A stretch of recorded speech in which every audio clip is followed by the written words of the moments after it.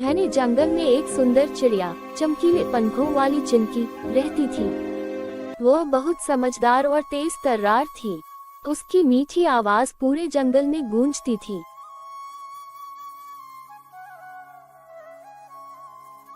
वह रोज नदी के किनारे बैठकर गाना गाती और जंगल के सारे जानवर उसका संगीत सुनने आते। एक दिन उसकी सहेली गिलहरी गिन्नी आई और बोली, चिंकी, तुम बहुत सुंदर गाती हो, लेकिन तुम्हें हमेशा सतर्क रहना चाहिए। जंगल में शिकारी घूम रहे हैं। धन्यवाद गिन्नी, मैं हमेशा सतर्क रहती हूँ, पर हाँ, सावधानी बरतना जरूरी है। उसी दिन एक लालची शिकारी रघु जंगल में आया। उसने देखा कि चिंकी बहुत सुंदर और चतुर चिड़िया थी। उसने मन ही मन सोचा, अगर मैं इस चिड़िया को पकड़ लूं, तो इसे अच्छे दामों में बेच सकता हूँ। उसने चिंकी को पकड़ने के लिए एक जाल लगाया और उसके पास कुछ चावल और दाने बिखेर दिए। चिंकी जब वहाँ आई तो उसे जाल दिख गया। वो तुरंत समझ गई कि यह किसी शिकारी की चाल है। उसने अपनी चतुराई से एक योजना बनाई। अगर मैं सीधे उड़ जाऊं, तो शिकारी मुझ पर शक कर सकता है। मुझे इसे बेवकूफ बनाना होगा।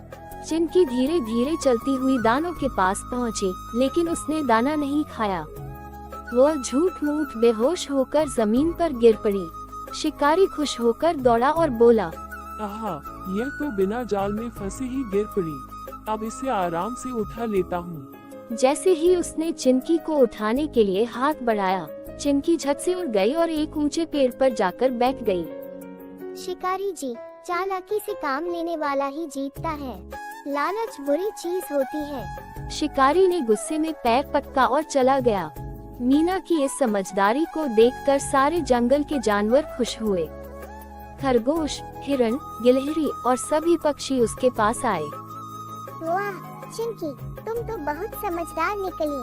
हाँ, हम सबको तुमसे सीख लेनी चाहिए कि बिना सोचे समझे लालच में नहीं पड़ना चाहिए। सच में हमें हमेशा सतर्क रहना चाहिए और अपनी बुद्धि का इस्तेमाल करना चाहिए। उस दिन के बाद पूरा जंगल सतर्क हो गया। शिकारी कभी भी किसी जानवर को पकड़ नहीं पाया। शिक्षा: इस कहानी से हमें यह सीख मिलती है कि लालच करना हमेशा नुकसानदायक होता है और संकट के समय चतुराई से काम लेना चाहिए।